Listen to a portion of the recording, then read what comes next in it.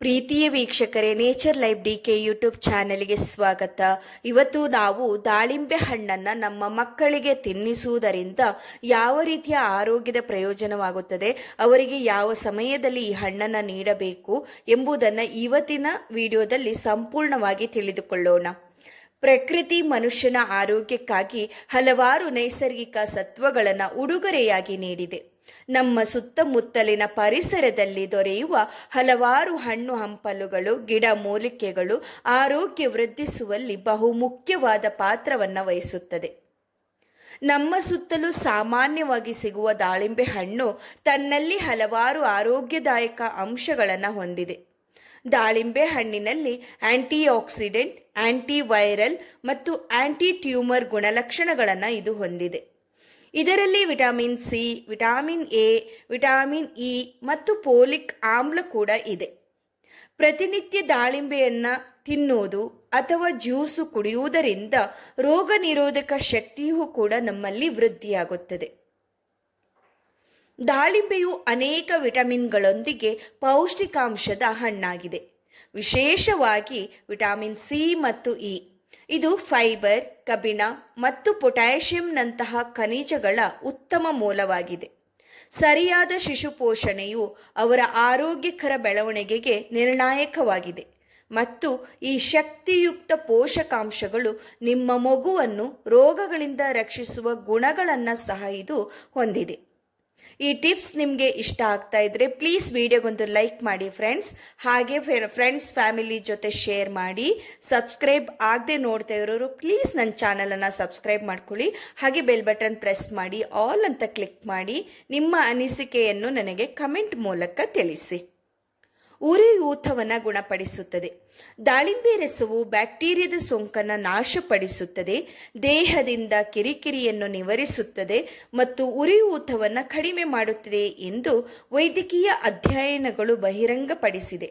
ಹಣ್ಣು ಹಲವಾರು ಜೀವರಾಸಾಯನಿಕಗಳು ಮತ್ತು ಕಿಣ್ವಗಳನ್ನು ಹೊಂದಿರುತ್ತದೆ, ಆದ್ದರಿಂದ ಇದು ಉರಿಯೂತದ ಗುಣಲಕ್ಷಣಗಳನ್ನು ಹೊಂದಿರುತ್ತದೆ. ಜೀರ್ಣಕಾರಿ ಸಮಸ್ಯೆಗಳಿಗೂ ಇದು ಒಂದು ರೀತಿಯ ಪರಿಹಾರ.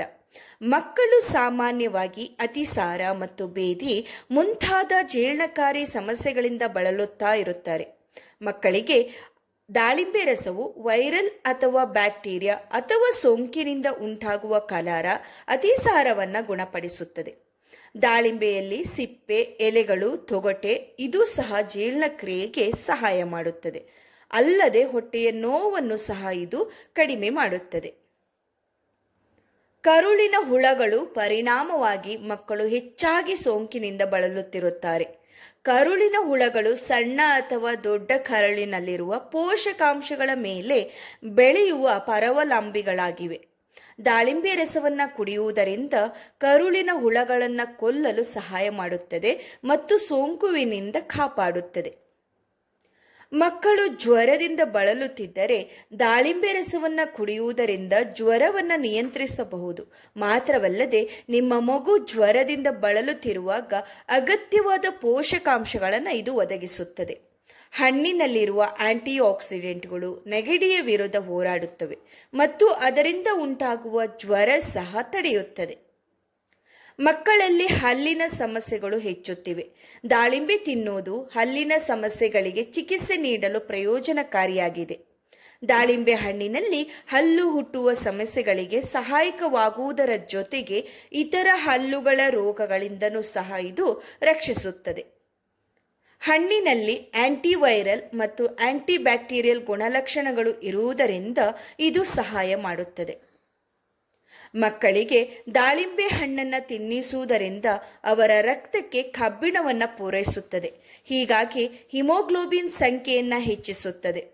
ಆರೋಗ್ಯಕರ ಹಿಮೋಗ್ಲೋಬಿನ್ ಮಟ್ಟಗಳು ದೌರ್ಬಲ್ಯ ಮತ್ತು ತಲೆ ತಿರುಗುವಿಕೆಯಂತಹ ಸಮಸ್ಯೆಗಳಿಗೆ ರಕ್ತಹೀನತೆಯ ಲಕ್ಷಣಗಳನ್ನು ಸಹ ಇದು ಕಡಿಮೆ ಮಾಡುತ್ತದೆ.